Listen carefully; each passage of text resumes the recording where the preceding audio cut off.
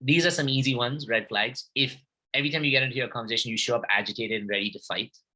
Another one is if you avoid or delay conversation every time your partner says we need to talk. Now, this one's a big one, right?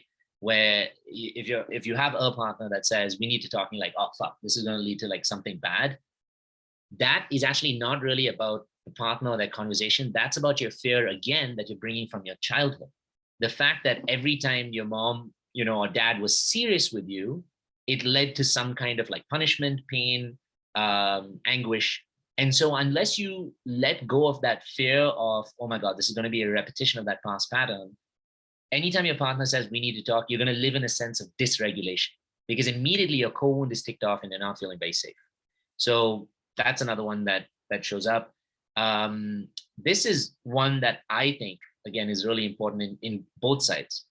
If you're not actively listening, I learned this tool when I was studying, like this was when I was really young. I was studying a book on communication, and it was amazing how it said that most of us, when we get into communication or we want to talk to people, we don't realize we're listening just so we can say the next thing. We're listening just so we can have a rebuttal. We're listening just so we can add a point of feedback. We're listening just so we can give advice or we can talk about ourselves. We're not what we call actively listening. Actively listening involves paying attention not just to your partner or to your friend or anybody else's words, but to their body language. In the Gauntlet, all of you guys have been there, you may have seen how I call out people even when they don't say any words. And I'm like, there's something you need to share. Or if they start sharing, I'm like, there's something deeper that's in there. Or in a particular meditation, I'll call those people particularly rather than others. Because when you really hold space for what someone's feeling, talking about, or going through, there's so much more communication than actually is going on verbally. And so when you actively listen, take, for example, a husband and wife. The husband's a little more avoidant and the wife is maybe like anxious or maybe even secure, but she's a good active listener, right? Now, let's say the husband comes in and he's obviously visibly upset, but he says, and she asks him like, what's up? How's your day going? Like, is everything going okay? Whatever. And he's like, oh yeah, whatever. I just had a shitty day, blah, blah, blah. Or like, I don't want to talk about it or something like that. Now, most people, again, this is what's important. If the wife in that position, since I'm using that example, was an anxious attachment, she would want to drive the information out of him because it would make her feel better, right? Which is why a lot of us are like, no, tell me. I want you to tell me about your day. I want you to tell me, no, why are you feeling bad? I need to make you feel better so I can feel better. This is how, like I told you, we forget our sense of self in a relationship just to be this blob. And so if the other person's dysregulated, we're dysregulated. This is what codependency looks like, right? So it's important for us in that state for us to regulate ourselves. But let's say the wife is more secure in that moment. She's like, okay, I recognize like, now's not the time. You're just way too dysregulated and your pattern is such that you don't really want to talk about something when you're not feeling good. Gives it a little while. After this individual, the man, starts to feel a little safer that he's not challenged to have to produce information. He's not challenged to have to open up when he's not ready.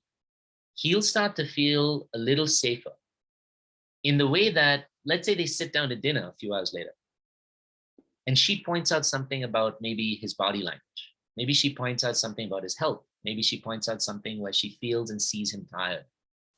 Instead of saying, tell me what you're feeling, is like, I see you really tired.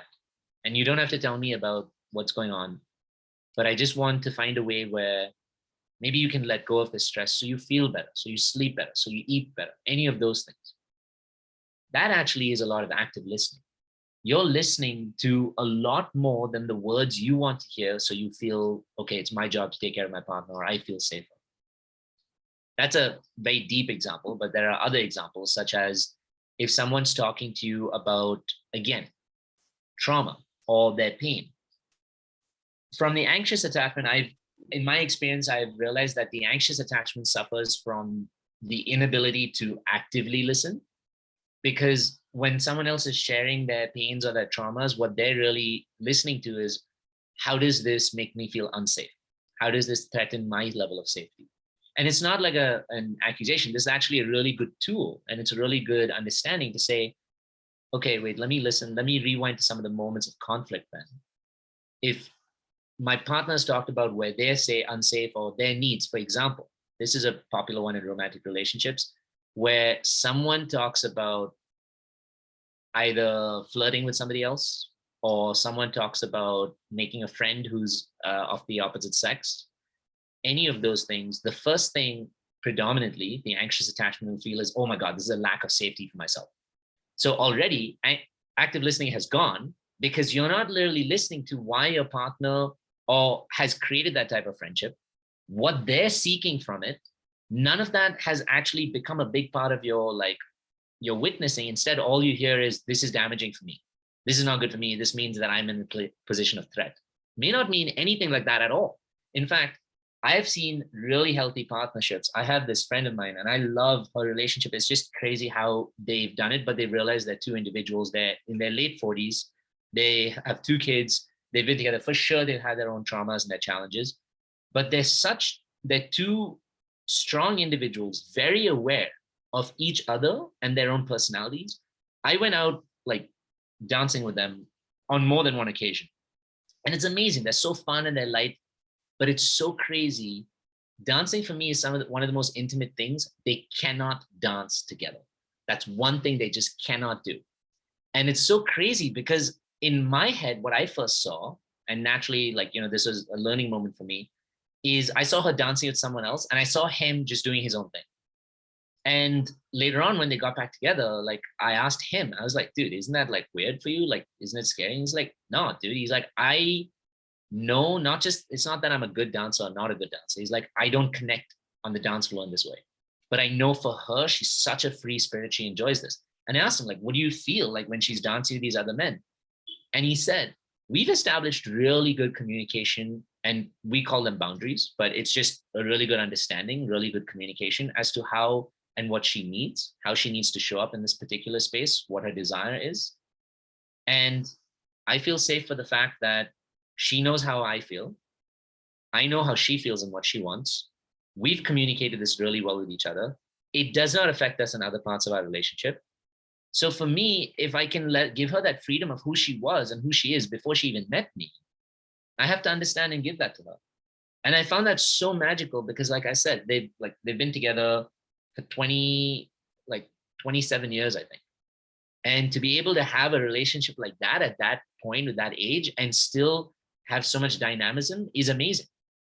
And it was such a valid point because that's a good example of active listening, of when someone is talking to you or showing up in a certain way, listening to why they're showing up in a certain way, what their need is, what they're going through, what they want, rather than how does what they want make me feel? That's what the ego does. So an important part when you're in communication with your partner is to, before you get into the let's have a talk conversation, or I want to share something with you, or they come to talk to you about something, do a little breath work, kind of like what we did earlier today, to regulate your nervous system. Now, why I say breath work is because regulating your nervous system is one of the most important ways to disarm your ego. Because if you have stress hormones running through your body, if someone says something to you, you're not going to hear anything they say. You're just going to get reactive with them anyway. So again, do your breath work, regulate and ground yourself. But when it comes to active listening, anytime while they're talking, if you notice you have a thought, if you notice you have a thought about yourself, if you notice you have a thought of what you should say in return, if you notice you have a thought of what the best outcome for you would be, how you need to ask for it, how you need to send them feedback, put that all aside. If you notice those coming in, remember in the first part of the session, I said, okay, thank you for coming in, the thoughts that are coming in, but I need this mental space right now. I need to let go of you right now. Practice that more often, and you'll notice that when your partner talks to you, you'll become a blank slate. This is how I've gotten good at listening to when people talk to me and when they tell me their stories, is because I had to practice it so much with my friends, my family members, even with yourself. This is actually what teaches you to really listen to yourself and not just what your ego is telling you as well. It's a really, really, really powerful tool that you can use anywhere, friendships and anything.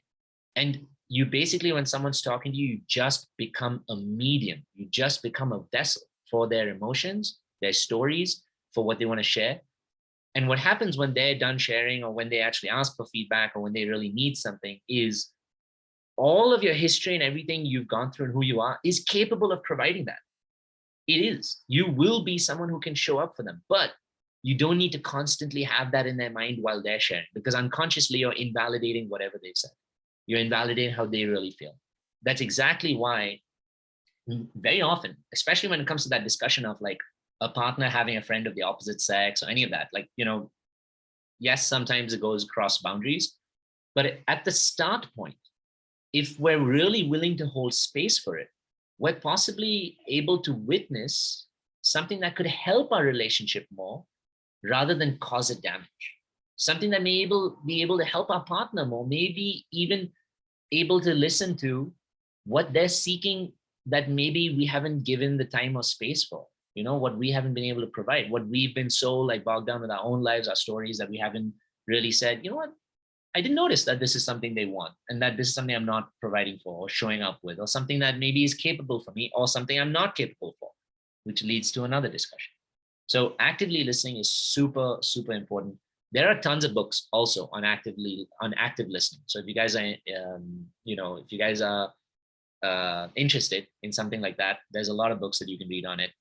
Body language is one of the best ways, even the body language that you show up with, right? So not, if they're talking to you, not just like waiting for you to say something else, not twitching or moving your eyes around, just actually sitting and holding space for them, listening to their body language. All of that is actively listening. Hey, and welcome to the Inner Yats YouTube page. If you like our content, make sure you click the like and the subscribe button so that you get more of these amazing videos that keep coming your way.